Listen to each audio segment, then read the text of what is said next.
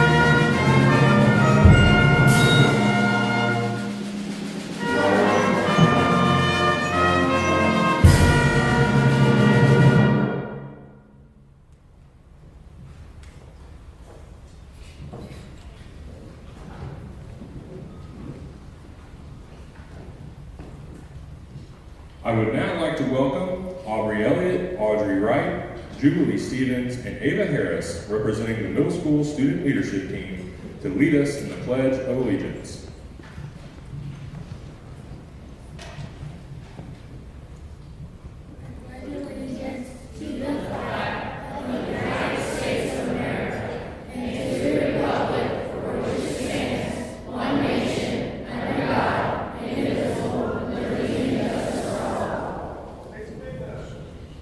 You may be seated.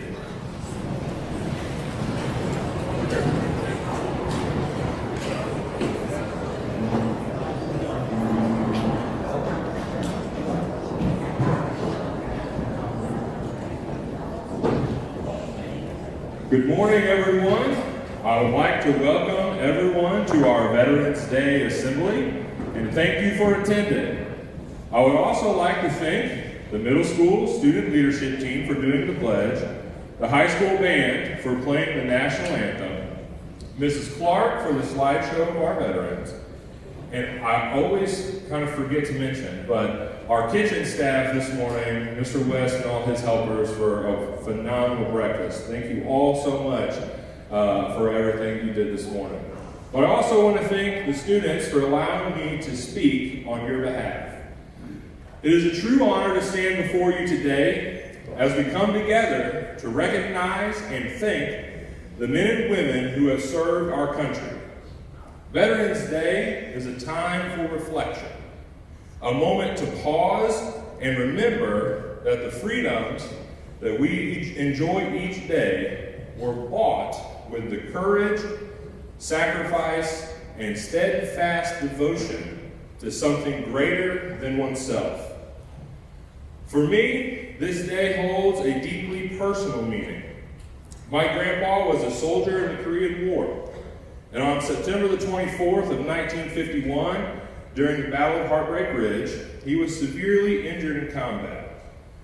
That battle was one of the most grueling and costly fights of the entire war. 3,700 casualties in one fight. It was fought on steep and unforgiving terrain under relentless fire. It was there that he was wounded. The foxhole that he took shelter in took a direct hit from a piece of artillery. He survived, but over the next several years, he endured over 13 reconstructive surgeries from those injuries. But what I remember most about my grandpa isn't the scars or the stories of the pain. It's the quiet strength that he carried afterward. He rarely spoke about what he went through. But when he did, it wasn't about the hardship or the medals. It was about the men he served beside, the ones who didn't make it home, and the deep sense of duty that he felt to this country.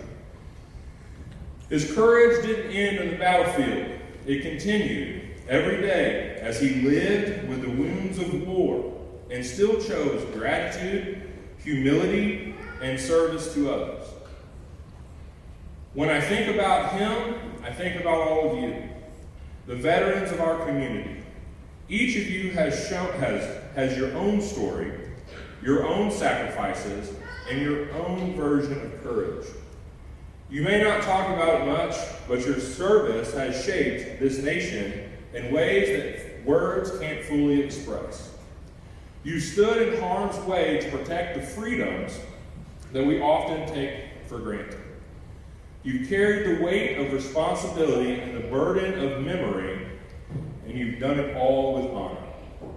Today, we stand in gratitude. We honor your bravery, your sacrifices, and the countless ways you continue to serve, not just in uniform, but in your families, in your communities, and in the example you set for our future generations. My grandpa's story reminds me that freedom isn't free. It's earned. It's preserved by people like you. So on behalf of our school and our entire community, I want to say thank you. Thank you for answering the call, for standing in the line, and for giving so much of yourselves so that others might live free. We remember you, we honor you, and we are forever ever grateful for you. Thank you.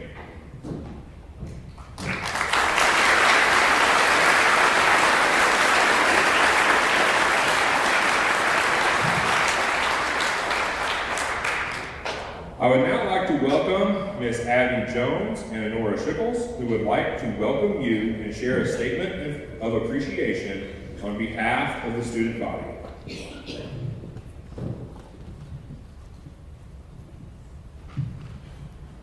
Good morning and welcome to our 2025 Veterans Day Assembly. I would like to start off by saying thank you for allowing us the opportunity to get up here today and speak. And thank you again to all the veterans who are here today, those who have served, are still serving, and those who have given their lives for our country. Veterans Day is so much more than just a holiday. It is a reminder of all the sacrifices made to protect not only our nation, but our freedom. These brave individuals have faced challenges and hardships that we can only imagine, all while demonstrating courage and resilience. Among all of these remarkable men and women sitting before me today, I would like to especially recognize those whose service extends beyond their military service, those who continue to serve their communities in many ways, whether it be leaders, mentors, or volunteers. As I talk about these men and women, I think of my best friend's father, Josh Jones. As much as I could go on and on about what an amazing person Josh is, I won't go too crazy. To keep it short, Josh has been like a father figure to me and plenty of other kids. Whether it was fixing someone's car or talking to them for hours about a hard topic, Josh was there, willing, and ready to help. He and his family have taught me a lot about what true strength looks like, and I am forever grateful to them all. From a young age, I saw what it meant to serve something bigger than myself. Growing up in a military household taught me the true meaning of dedication, courage, and sacrifice. While my dad wore the uniform, our whole family served in their own ways. Through the several moves, the long separations, and the constant changes that came with the military life, those experiences didn't just shape my childhood, they shaped my values, my outlook on the world, and the person that I've become today. My dad served in the military for a total of 9 years, and during that period, our family moved 4 times. Each move meant we had to start over. New schools, new friends, and a new sense of normal. But the hardest part wasn't the moves. It was the year my dad was deployed to Afghanistan. I was still young when he went overseas, and that year felt like forever. My family counted down the days until he would come home. We filled our time by sending care packages and trying to stay strong. That experience taught me early on what sacrifice really looks like, not just from those who serve, but from the families who stand behind them. As I look back now, those years taught me resilience more than anything else. I learned how to adjust quickly, make new friends, and stay positive when things change unexpectedly. Watching my dad serve showed me the importance of commitment and selflessness, but it also taught me how strong families can be when they support each other. Every move, every goodbye, and every homecoming shaped me into someone who values adaptability, gratitude, and the importance of staying grounded no matter where life takes me. Growing up in a military household wasn't always easy, but I wouldn't change it for anything. It gave me a deeper appreciation for the sacrifices that service members and their families make every day. Seeing my brother follow in my dad's footsteps and enlist in the military made me even prouder of the strength and dedication that runs in our family. Most of all, it taught me that strength isn't just found on the battlefield. It's found in the families waiting, supporting, and standing together through it all. Thank you.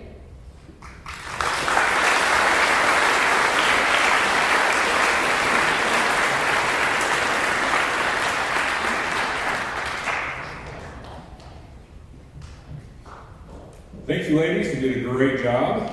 I would now like to welcome Mr. Philip Baker, who represents our American Legion. Mr. Baker has served over 40 years in the Legion, has been post commander, past county commander, past district commander, and has served on the national commissions, and most recently has been named state vice commander. Mr. Baker is a retired 20-year Army veteran, and now with the highest regard, I present to you Mr. Philip Baker.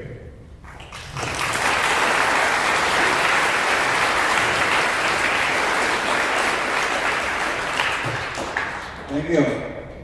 Welcome to today's ceremony. Thank you for attending. I'm honored to be speaking with you today on such an important occasion.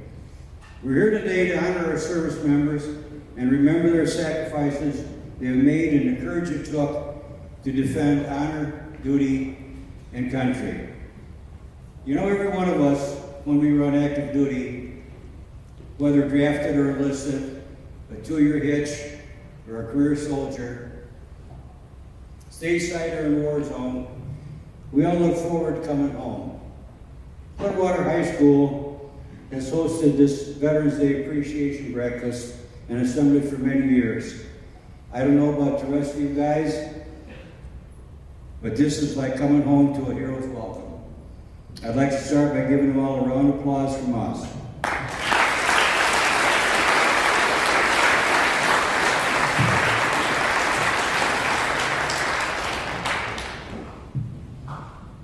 Now, I'd also like to ask the family members of any service member to stand.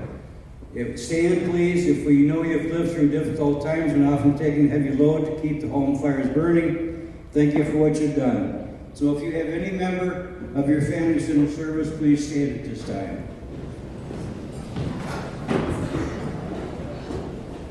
Well represented. Thank you.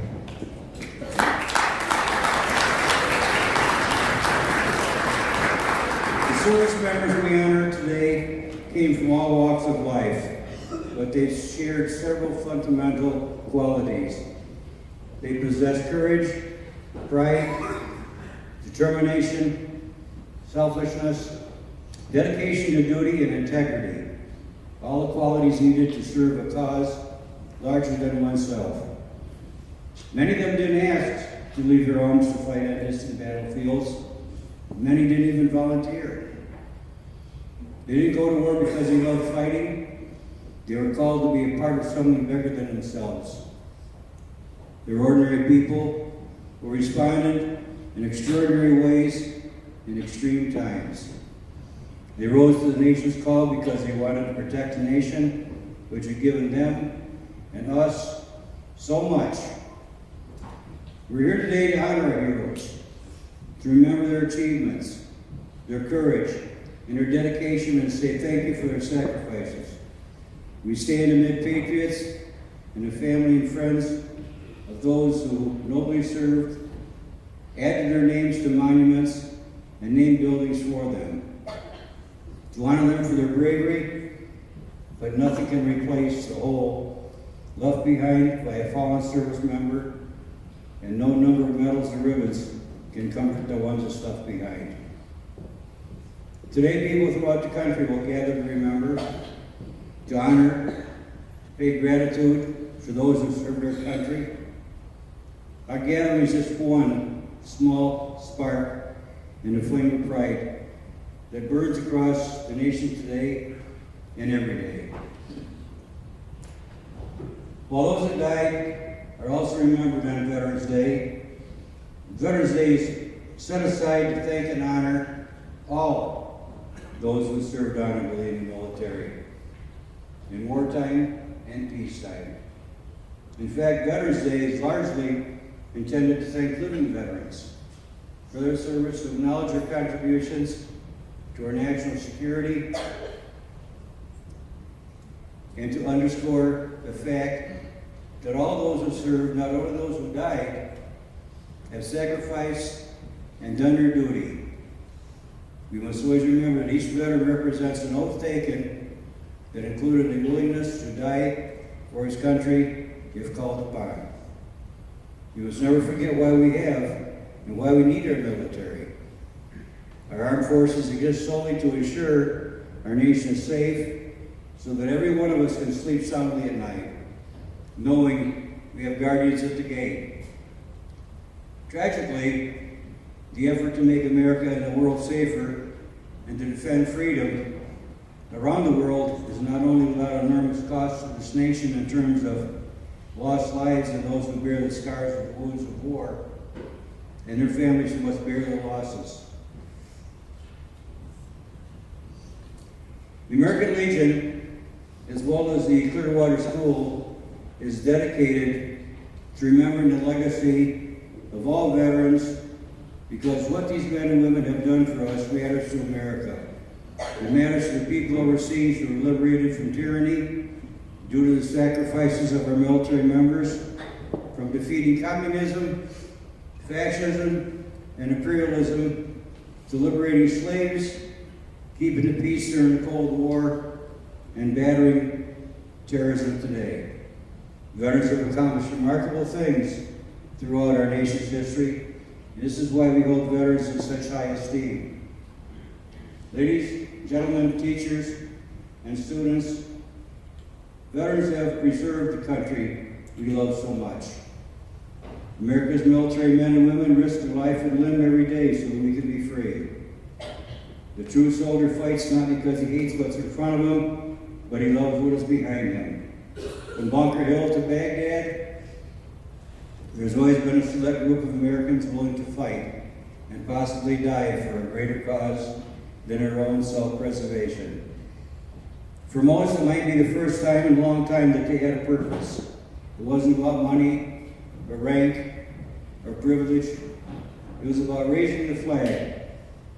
We do what we do because no one else will do it. We must never forget why we have and why we need our military. As we express our gratitude, we must never forget that the highest appreciation is not to utter words, but to live by them. Our flag does not fly because the wind moves it. It flies with the last breath of each soldier who died protecting it. While fewer than 10% of Americans can claim the honorable title of military veteran, this special group often provides vital services that enable our community to survive and function. Whether it's a school teacher, a construction worker, a first responder, military veterans take their mission seriously. They vote in higher percentages than non-veterans and more likely to volunteer in their communities. In short, veterans make our communities better. It's been often said that without our veterans, Americans would be speaking Russian, German, or perhaps Japanese. Regardless of which view of alternative history you take, we do know that without our veterans, America would not be America. The outpouring of respect for our veterans from the schools and businesses in Wayne County is heartwarming to us vets and deservedly so. Thank you so much to the students that put so much heart into this program, and the teachers and faculty that assist and guide them. Educators as well as veterans organizations realize that the youth of today are our leaders of tomorrow to come. To instill patriotism in them is a commendable virtue and will remain in their hearts for a lifetime. Undoubtedly, the students in the audience today will choose to serve our society in many ways. Many of you are serving society at Clearwater right now in the various clubs and organizations available to you in school, which serve the school and each other, and in some cases, serve the community. You can serve by expanding your education after high school and returning home to your community as a professional, or by attending a trade school and coming back skilled in one of the various crafts. Each of you will find the best path for you. And along the way, some of you will choose to serve your country by joining one of the U.S. Armed Forces. Someday, years down the road, you may find yourself back at this very school being recognized and honored for your service to the country. Remember this after I leave today. If you didn't get anything else from this message, sometimes we take for granted our everyday privileges. We owe our freedom and the quality of our lives to them. It's a debt we never can pay back, but we can pay forward. Remember, when you see a veteran in your daily lives, all that is needed is a simple thank you, directed at a veteran for his or her sacrifice. This nation will remain the land of the free only so long as it is a home of the brave. If you want to thank a veteran, or a veteran, be kind to America worth fighting for. There's a great adage that instead of thanking somebody, thank everybody. Excuse me. There's a great adage that if you wait to thank everybody instead of thanking somebody, you'll end up thanking nobody. Boy, did I screw that line up. If you haven't made a privilege or practice of doing this, I hope you'll consider doing it. Do it to change somebody's life, and I promise it will change yours. I thank you again for allowing me to speak on behalf of our nation's heroes and veterans. One of the most important missions in my life has been helping my fellow veterans to find ways to continue to live a life of dignity, purpose, and meaning when they return home. People often ask me, why should we honor our veterans? The simple answer is, live their values, follow their example of service and sacrifice. The greatest way we can honor our veterans is by expressing our gratitude. Some people live a lifetime and wonder if they've ever made a difference in the world, but veterans should never have that problem.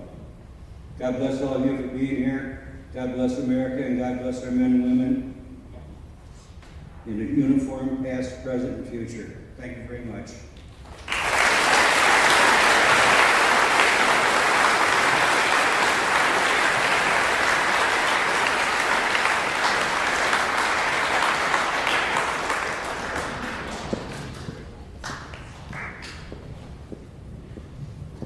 I would now like to introduce Mr. Dennis Hovis to make a special presentation.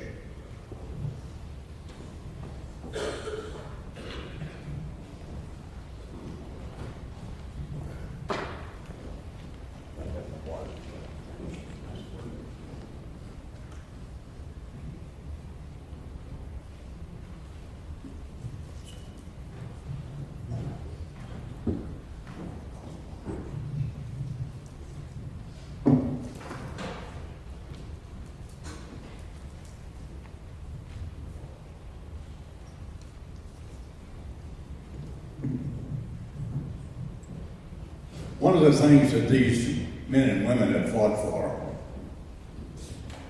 these warriors, is the right to have prayer. And so we're going to do that right now before we begin. Our Heavenly Father, as we come into your presence today, God, we are so thankful for the men and women that have served our nation, stood in a line to defend us from the evil that lurks around the world, Father, that would like to change the life that we of Americans enjoy so much. Look after them, look after their families. In the name of Jesus, I pray. Amen. Well, I'd like to first thank the Clearwater Schools and Mr. McFadden and the staff that make Veterans Day a special day for veterans in this area. We've been fed well, and many of these vets out here are ready for the morning nap. My purpose today is to relay the story of a vet now deceased who made his home in Piedmont, and his family members are in our audience today. My story begins half a world away in a country called Korea, a rugged, mountainous land between China and Japan and East Asia. The year's 1950, and the Korean Peninsula has just erupted into war. North Korea, backed by the Soviet Union and China, crossed the 38th parallel to invade South Korea, hoping to unite the nation under communist rule. The United States and other United Nations forces rushed to defend the South, and what followed was 3 long years of fierce, brutal fighting. By the time the war ended in 1953, more than 36,000 Americans had given their lives, and over 1 million Koreans, soldiers, and civilians were dead. The conditions were almost as cruel as the combat itself. In summer, the air was heavy with heat and humidity. In winter, temperatures plunged far below zero, sometimes reaching minus 50 degrees. Men froze. Rations turned to ice. Weapons jammed in the cold. Then came spring, with endless mud and rain that swallowed boots, trucks, even tanks were mudded up. Korea tested every soldier's courage, not just in battle, but enduring what nation itself seemed determined to throw at them, day after day. If any battle in the Korean War could be called legendary, it would be Heartbreak Ridge. It began in August of 1951 and lasted nearly 6 grueling weeks. The battlefield stretched across a 7-mile line of jagged mountains, 3 steep peaks divided by deep, narrow valleys. Just weeks earlier, American and French forces had driven the enemy from Bloody Ridge, which was a mile to the south. But the North Koreans and the Chinese had dug in hard on the next ridge, determined to make the Allies pay for every foot of ground. What followed was some of the most difficult fighting of the entire war. The enemy had carved a maze of bunkers and tunnels and trenches into the rock. The slopes were so steep that tanks could barely move, and every yard gain came at the cost of lives. Day after day, American artillery and aircraft pounded its ridge. At night, the infantry climbed and fought and clawed their way up, only to be pushed back again by waves of counterattacks. The battle seesawed back and forth for weeks, hilltops changing hands again and again, men fighting, bleeding, and dying for ground that sometimes measured victory in just a few yards. When it finally ended in October 1951, American and French forces had taken the ridge, but at a terrible cost, more than 3,700 casualties. The enemy's losses were staggering, over 25,000 men. Heartbreak Ridge earned its name well. It wasn't just the ridge that broke hearts. It was the memories of those who fought there, memories that truly never left them. Among those young Americans who found themselves on those cold Korean hills was a tall, quiet Ozark farm boy named William Bill Shelton. There he is. He was born in December 1929, right here in Piedmont, Missouri, during the dark years of the Depression. Like many small towns across America, Bill grew up with hard work, strong faith, and a deep love for his country. In 1951, not long after graduating from Piedmont High School, it wasn't Clearwater at that time, it was Piedmont, Bill joined the United States Army. After 14 weeks of basic training at Fort Leonard Wood, he received his orders. Bill was going to Korea. He was assigned to the 23rd Infantry Regiment, part of the 2nd Infantry Division, one of the most battle-tested units in the war. What he didn't know then was that his path would lead him straight into one of the toughest battles of all, Heartbreak Ridge. It was September 24th, 1951, as Chucky mentioned, near the final days of that brutal fight. Bill's company, Company C, 38th Regiment, was ordered to seize Hill 931, one of the main peaks on the ridge. Rain poured down the slopes, turning into rivers of mud. Supplies were nearly impossible to move. The air shook with constant thunder of artillery and the rattle of machine guns. Bill and his squad dug into a foxhole. Side by side with another young soldier. His name was Bill, and he was from Mississippi. Bill would laugh about that. They hadn't been there long when everything changed. Years later, in a newspaper article, Bill told the story of what happened that morning. He said it was around 6:30. We started our march up the hill. We reached a foxhole, and not long after, they fired a mortar round into it. I didn't hear it coming, but I saw what looked like a welding torch, and blue flames flew all around. It tore the rifle out of my hands, blew my helmet off. I know it did because I saw it rolling down the hill. I knew I was hit, but I didn't know how bad. I raised my right hand. It was injured, so I thought, well, that's where I've been hit. So I turned around and looked at my buddy. His name was Bill also. When he looked at me, he was as pale as a ghost. He was looking right at my face. So I felt my face. There was nothing there. Nothing there. My lower lip, my chin, my teeth, they were all gone. I slid back down in the foxhole. My buddy Bill wrapped me up the best he could, but I needed help. I needed help. So I ran. Machine gun bullets were hitting all around me, but I made it to safety. Both young men were wounded that day. The other Bill was shot 4 times in the stomach. He survived that. They were both evacuated together, flown out on the same plane to a hospital in Seoul, South Korea. There's more to the story because Bill's first surgery took place there. And from Seoul, he was flown back to the United States to Fort Campbell, Kentucky. Spent over 1.5 years there in the hospital. He wanted to call home when he got there to tell his family he was alive. But Bill says, I couldn't speak. His mouth and jaw had been destroyed.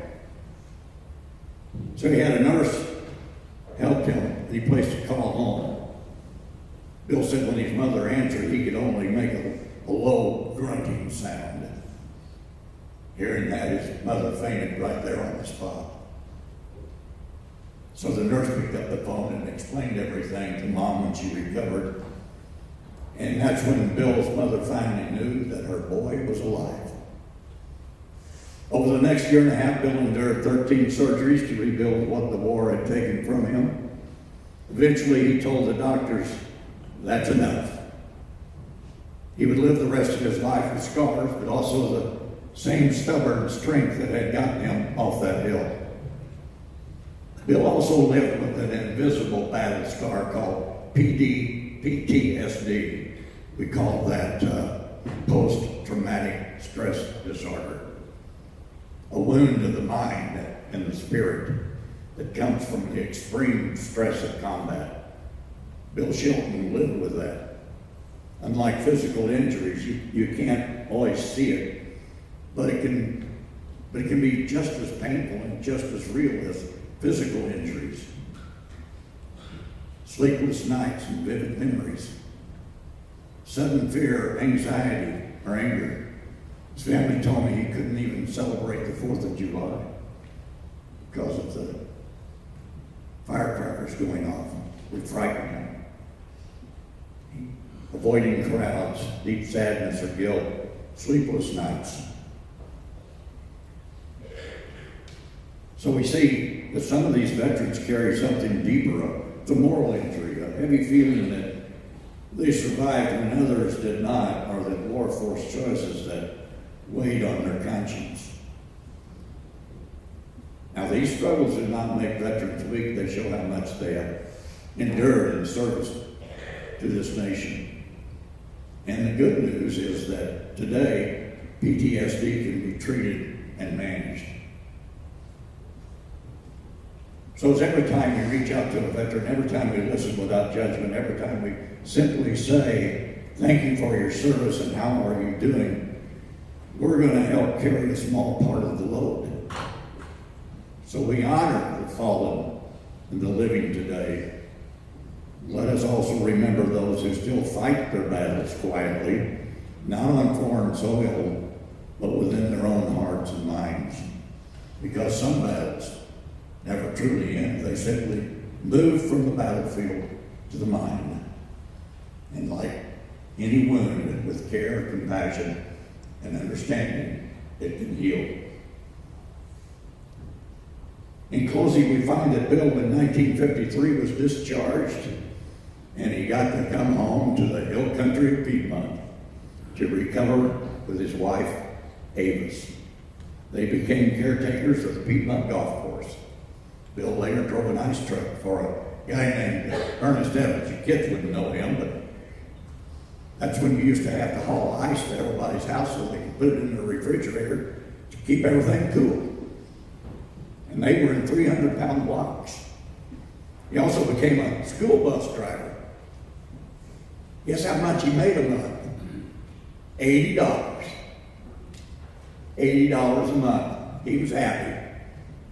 Plus $5 for every ball game. He used to laugh about that. Told Chucky about it. He would laugh saying, I was the youngest driver, so I got all the games. Later, he went to work for the U.S. Army Corps of Engineers at Clearwater, where he eventually retired. For his service and sacrifice, William Bill Shelton received the Purple Heart, the Good Conduct Medal, the National Defense Service Medal, the Korean Service Medal with 1 Bronze Star, and the United Nations Service Medal. He and his wife, Avis, raised 5 children here in Piedmont: Bobby, Joe McFadden, Fran Mann, Bill Shelton, Carl Shelton, and Tommy Shelton. Both Carl and Tommy have since passed away. Bill lived a long, full life. He laughed often, he worked hard, and he told stories to his grandchildren. Passed away on July the 10th, 2012, at the age of 82. The Korean War has often been called the forgotten war, but men like Bill Shelton should never be forgotten. Their courage, their sacrifice, and their quiet strength remind us that freedom is never free. Bill loved life, loved people, loved to tell stories, especially to a grandson many of you may know. It was Clearwater's own Chucky McFadden was Bill Shelton's grandson. So I want to thank you. I want to thank every veteran here today for your service, your sacrifice, and your example. And I'm going to ask Bill's family that are here today, along with Chucky, to come forward. I have a little gift for them this morning.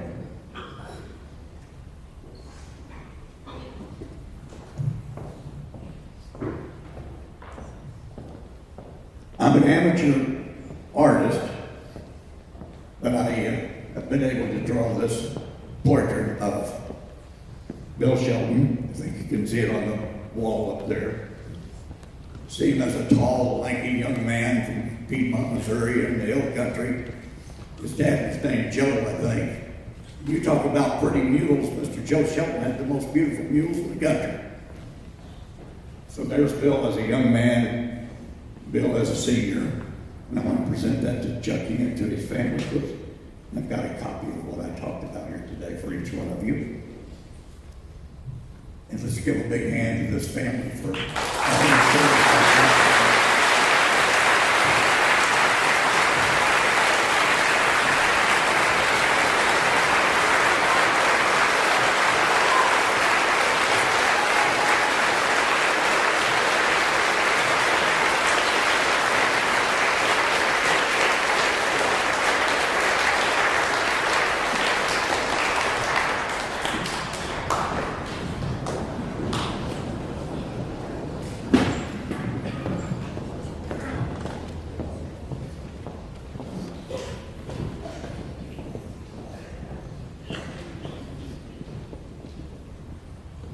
Thank you, Mr. Hovis. That means more than I could ever explain in words. So thank you so much. Next, I would like to welcome Mr. Mayberry, who is going to recognize our veterans and kind of have you stand as he reads your name.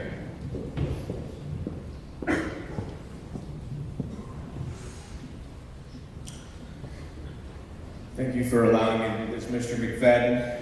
Veterans, thank you for your service. As I call your name, please stand or give us a wave, whichever you choose to do. And guests and students, please hold your applause until the end. First, we have Robert Mill, served in the Army from 1969 to 1971. Robert Bell Jr., Army, 2002-2022. Scott Tucker, Navy, 1977 to 1979. James Bruckett, Army, 1969 to 1989. David Lawson, Army, 1990 to 1994. Jim Hutchison, Air Force, 1970 to 1980. Buster Brown, Marines, 1970 to 1974. Steve Howard, Air Force, 1984 to 2010. Bill Long, Air Force, 1989 to 1993. David Waits, Army, 1962 to 1969. Jim Hawkins, Navy, 1961 to 1965. Cole Ezel, Army, 2013 to 2016. Nelson Howard, Air Force, 1954 to 1958. James Bullock, Marine Corps, 1966 to 1972. George Bullock, Navy, 1968 to 1973. Benjamin Ebert, Navy, 1994 to 2017. Brian Tippin, Army, 2000 to 2003. Roger Tanner, Army, 1970 to 1973. Josh Jones, Army, 2001 to 2005. Charles Brooks, Marine Corps, 1968 to 1972. Jim McFadden, Army, 1966 to 1968. Don Hinson, Air Force, 1987 to 1991. Doug Ray, Air Force and National Guard, 1977 to 1990. Kurt Ray, Air National Guard and Air Force, 1977 to 1994. Philip Baker, Army, 1965 to 1992. Sherry Kreider, Army, 1980 to 1982. Ben Thompson, Army National Guard, 1998 to 2007. Dennis Hovis, Army, 1968 to 1970. Randy Mell, Navy, 1993 2016. Gary Buckley, Army, 1952 to 1954. Tim Marler, Air Force, 1985 to 1987. Steve Brown, Navy, 1977 to 1992. Jerry Watson, Air Force, 1955 to 1961.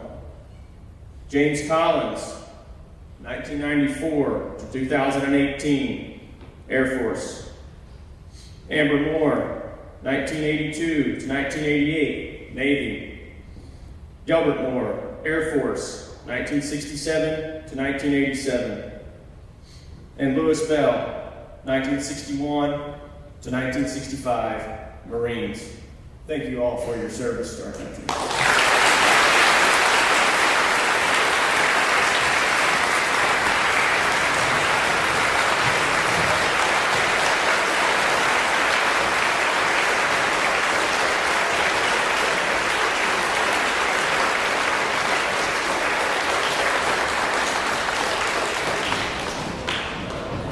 But now I'd like to welcome Mr. German and the high school band for the playing of the Cadets March.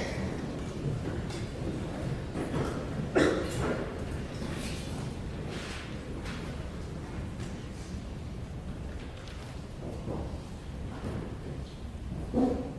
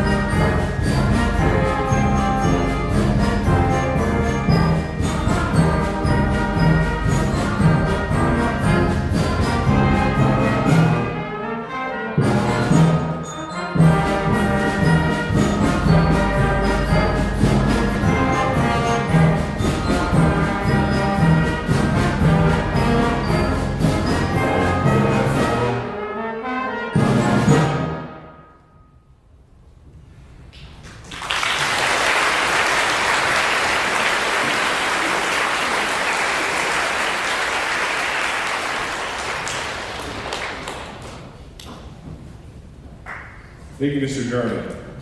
I would now like to introduce Ms. Audrey Crawford for the recognition of wars and conflicts.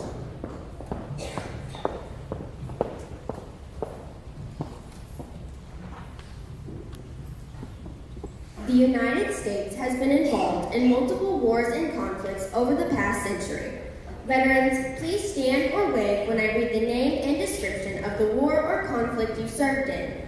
You may be seated after I've read through each description. World War II. The Cold War. The Cold War is a term commonly used to refer to a period of geopolitical tension between the United States and the Soviet Union following World War II. The term Cold War is used because there was no large-scale fighting directly between the two superpowers. Military personnel fought to maintain global peace and avoid a nuclear war. Korean War. The Korean War was a conflict that took place during the Cold War between North Korea and South Korea. Allies of South Korea included the United States and its United Nations allies. The 6.8 million Americans that served in the Korean War protected South Korea from falling into the hands of Communist North Korea, China, and the Soviet Union. Vietnam War. The Vietnam War was a conflict between North Vietnam and South Vietnam during the Cold War. The United States deployed troops to protect South Vietnam from the threat of communist expansion in Southeast Asia.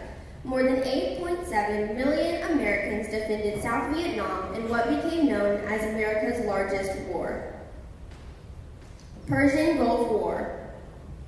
The Gulf War was a conflict between the United States and its UN allies against Iraq. More than 700,000 Americans served during the Gulf War in operations that included Operation Desert Shield, Operation Desert Storm, and Operation Desert Sabre.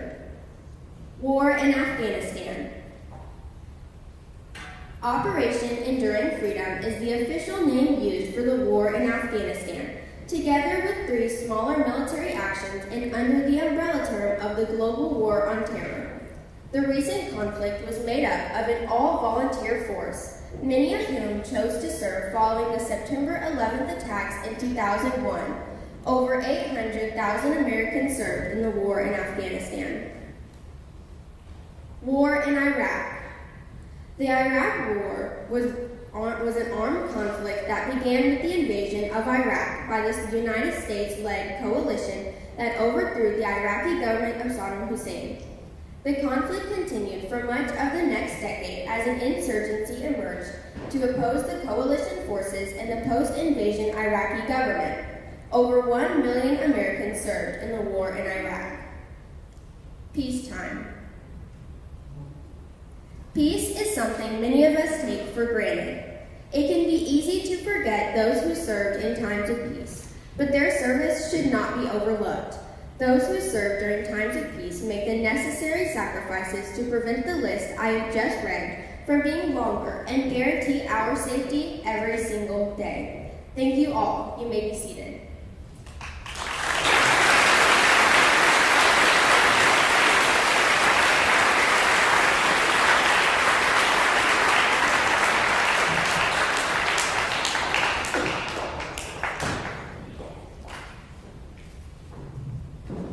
I would now like to introduce Isaac Thompson, Grace Allen, Noah Bohr, and Maddie Thompson for the Fallen Soldiers Table.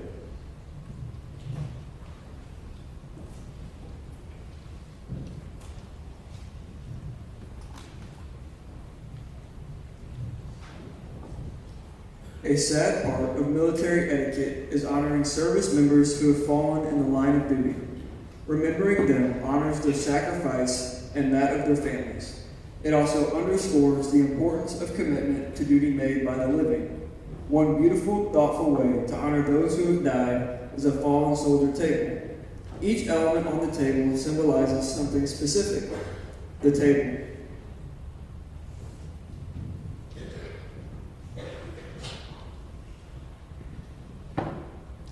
A table set for one is small, symbolizing the fragile state of one isolated prisoner.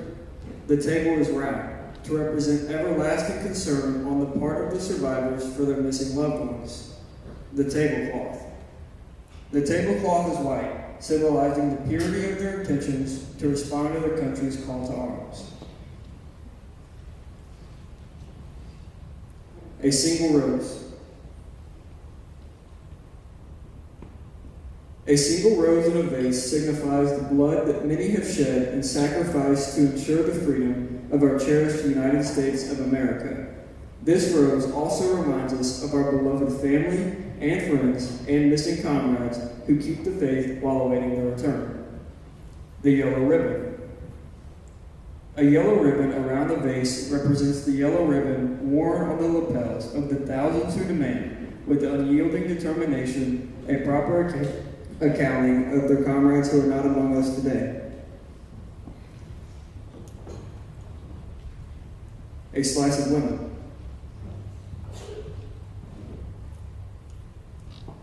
A single slice of lemon on a bread plate represents the bitter fate of the missing. The salt. Salt sprinkled on the bread plate is symbolic of the countless fallen tears of families as they await their loved ones' return. The inverted glass. This glass inverted on the table represents the fact that the missing and fallen cannot partake of the food and drink set at the table. The Bible.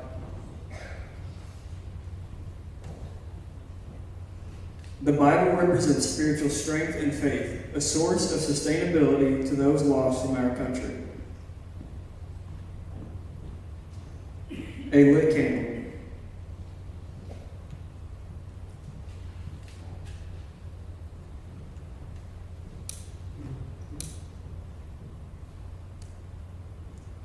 The lit candle is reminiscent of the light of hope that lives in our hearts to illuminate their way home, away from their captors and into the open arms of a grateful nation. The empty chair.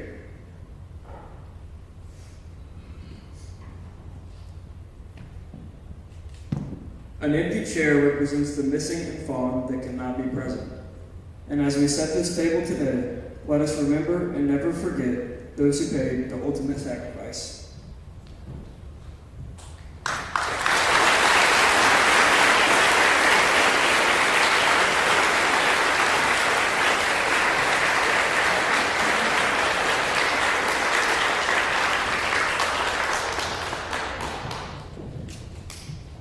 I would now like to take a moment to remember our deceased veterans and widows. I invite everyone to stand up and join me in a moment of silence, followed by the playing of taps.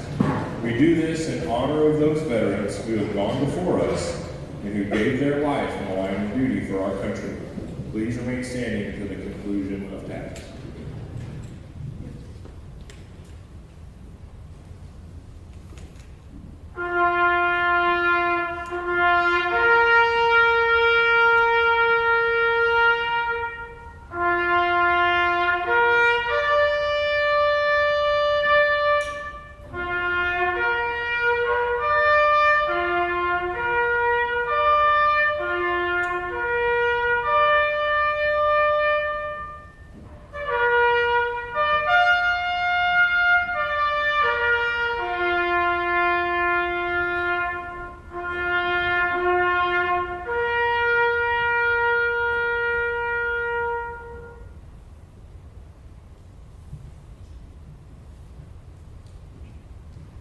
You may be seated.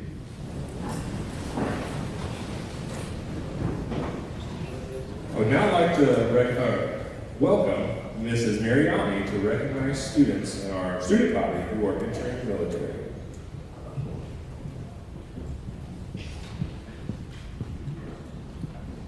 Yes, I'd like to take this opportunity to recognize our seniors who at this time have made the decision to enlist in the military.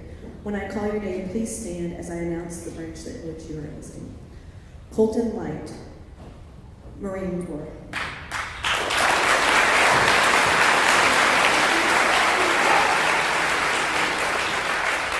Paxton Brinkley, Air Force.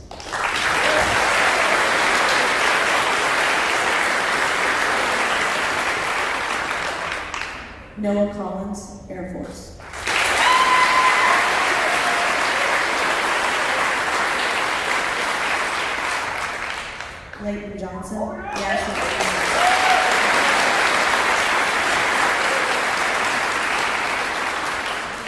and Liz Zorka, Army National Guard.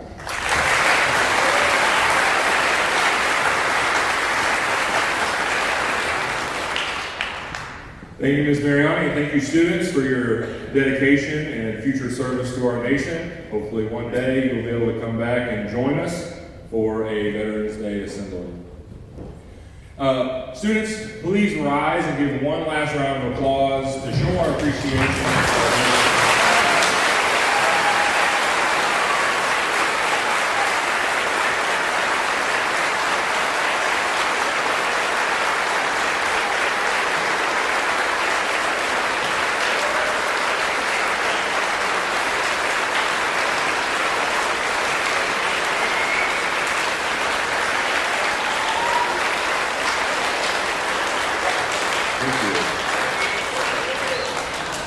This concludes our Veterans Day Assembly. Once again, thank you all so much for your service and dedication to this great nation.